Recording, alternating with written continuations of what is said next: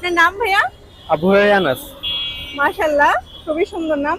আমি হচ্ছে আপনাকে ইসলামিক কোশ্চেন করি, হ্যাঁ? অ্যানসার করতে পারলে আমার পক্ষ থেকে ছোট্ট একটা হাদিয়া থাকবে। চেষ্টা করবেন ইনশাআল্লাহ। আচ্ছা, ঠিক আছে। আপনার জন্য প্রথম প্রশ্ন হচ্ছে, আমাদের জাতির পিতা কে? হযরত ইব্রাহিম আলাইহিস সালাম। মাশাআল্লাহ, উত্তরটি সঠিক হয়েছে। আচ্ছা, আপনার জন্য দ্বিতীয় কোশ্চেন, পৃথিবীর প্রথম মৃত মানুষ কে?